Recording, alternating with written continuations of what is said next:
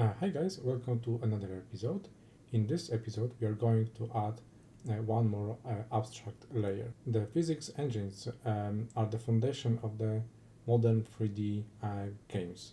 On top of them, studios build all the characters, music, graphics, but also stories. But besides that, also player and game management. And that's why we can create our own characters. That's how we can play with opponents online and so on. And today we are going to add such player management to our game on top of our chess game engine. So let's get started. As you remember, we had this issue that one player could do more than one move, which is obviously incorrect, and that's because we didn't check uh, who is next. So here, first thing we need to do is to check which player should move. We don't have this in our move. So now, having this done,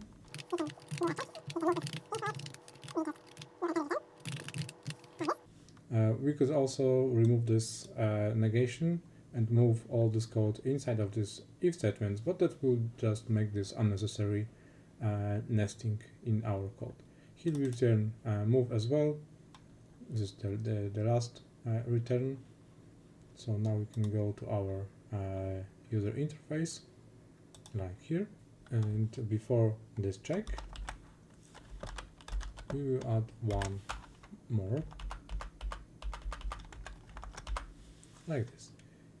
Yeah, just to display that it's incorrect player move. So start from A7 to A6, wrong player, yeah, because the capital letters starts. So A2 to A3, that's correct. A3 to A4, it's incorrect. A7 to A6, correct. So our engine handles this issue correctly. Few small improvements. As you can see in our console, the very first screen that user can see is our board, and that's okay. That was okay until now, because we cannot create players, we cannot create games. We always start with this board with the default settings, and we can do a match only right now. We cannot save, we cannot load anything here. Yeah, so we need some kind of menu, and this menu will have two parts. One that allows us to create players, later games, and also start a game. And after we start a game, we should see our board. So that's how our very first version of the menu function looks like. It expects some action, the same as a board. So far we just accept exit and board. You may see also clear line and clear screen functions. So let's see what they do. There are just terminal commands to clear line. Here we do the same, so it is more user and developer friendly to do this action. Here you can see a screen height. It is a defined constant with 26 lines. That's how our whole screen will be. This is the height of our screen. So having this done, we need to use it because we start from the printing board, and in our main loop we do not use our menu function either. So let's implement this. I have made some changes, so let's go through them and see what was changed. Here in the perform action, we will focus only on the moves, so there is no exit. Yeah, we have exit in a menu, because this belongs more to the whole game experience rather than to the engine itself. Here we print our board. Here we pass as the very first command to our menu to print a board. So far there is nothing to print it. Yeah, and you can see there are some returns code. So this is what I talked about in the previous episode, one of them, that we should use some meaningful constants. So here I use numbers by purpose, so you will see that it is not that easy to figure out what those numbers are about. So you can do this refactoring by yourself later. And here you can see there's a return 0, which is very common for exit, number 100 for the menu, and there's a 100 gap for something related to board. So you can already imagine that the same as we have the HTTP codes, they are grouped in as separate categories. Like 200s are OK responses, 400s are errors, 500s are server issues. So the same idea I applied here. So later in our code, if I can see, so here we have our key press, the same as previously. If user hits enter, here I added this try catch. As you can remember, when the king is missing, we throw an exception. Game by itself doesn't handle, the engine doesn't handle this exception, because it has no idea what to do with this. That's why it just throws this to the upper layers. And here we know what we can do with it.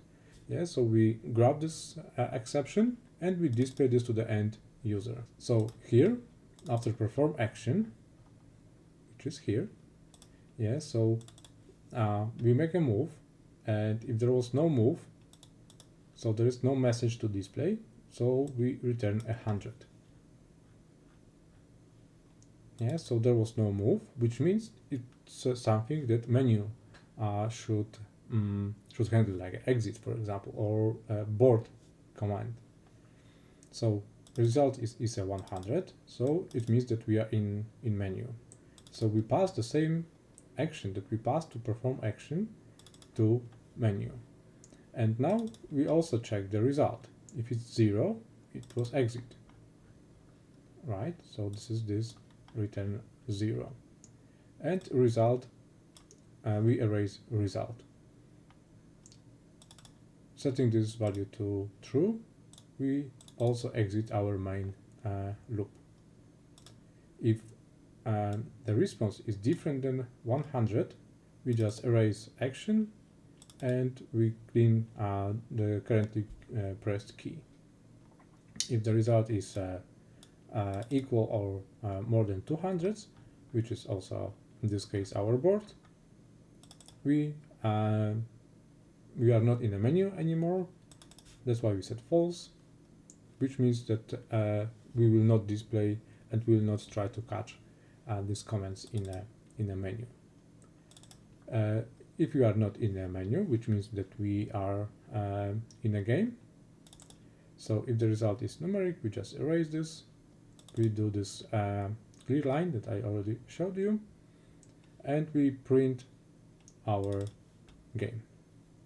Yeah, we just print our board, and the same as previously, we erase those values. So this is backspace. Let me add the comment. Yeah, in case of backspace, we subtract one character from the action. Okay, let's save it. So here we clear line. We concatenate our string with if nothing like this. Okay? If neither enter was pressed or nor backspace, we just do this concatenation. If it was a backspace, the character will be erased. If we are not in a menu, we take our game, we check if this is a turn of player number 1. If so, we display P1, P2. Still, as you can see, the game, which is our game engine, doesn't have any information about the players. No names, no IDs, no scores, nothing. It just keeps information which whose turn is now. So in our for now it's an index, so it's our user interface. We display some values to the end users. Yeah, so we display P1 or P2. But if you are in menu, we display this is a menu action, and we display this action. Let's start. Yeah, we start at the very bottom, maybe not very bottom, but at the bottom of the screen. The screen is black. If we type exit, it works as before. Start again. We can print board, and voila, we have our board. We display P1, which is correct. Let's try to make a move, A2 to A3, and that means that we didn't return anything that our main loop expects. Yeah, so it wasn't neither code 100, 200, and so on. So the issue was pretty simple. Here we perform action, and that else condition was missing.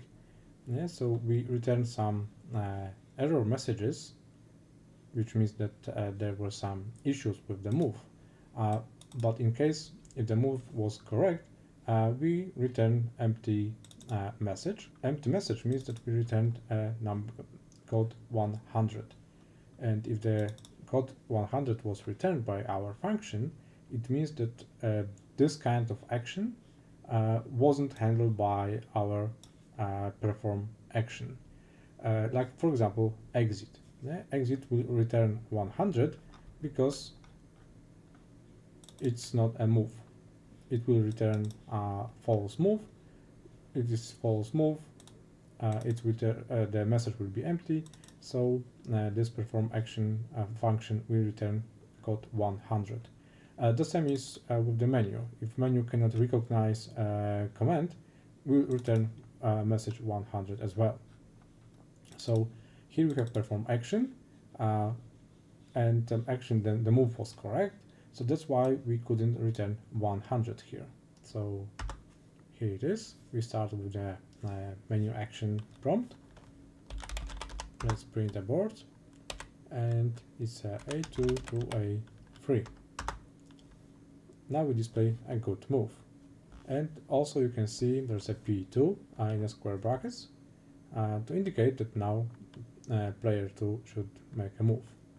So A7 to A6, correct, and now we can continue our game or quit. So what's next? I think that it will be pretty nice to have in this menu some kind of help to let user know what commands are available. So let's add it. Okay, so that's how our menu improved function looks like. So here we have messages. We will have more functions, more cases to handle, and all will be structured the same. Yeah? So it will be an array of messages or lines of text to display. So in case of help, menu, or this action command will be empty, we will display this very default screen.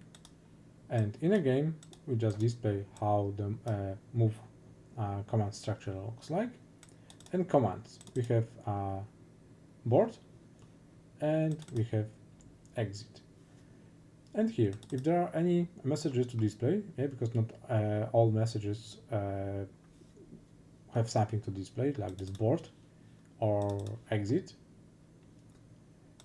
then we go through all of them, we make a clear screen, and we display them all, and we return some error code.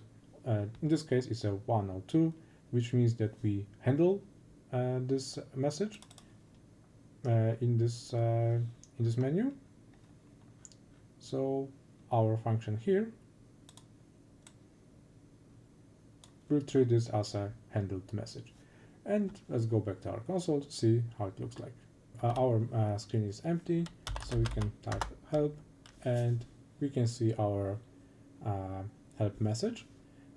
So far it looks pretty empty because we will be adding new entries very soon, but you can see that we have board command, we have exit command, but for now user may don't know that there is a help.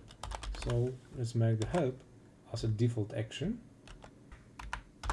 Okay, yeah, so now we start our game and this screen is displayed as an invitation screen. So I think that so far so good.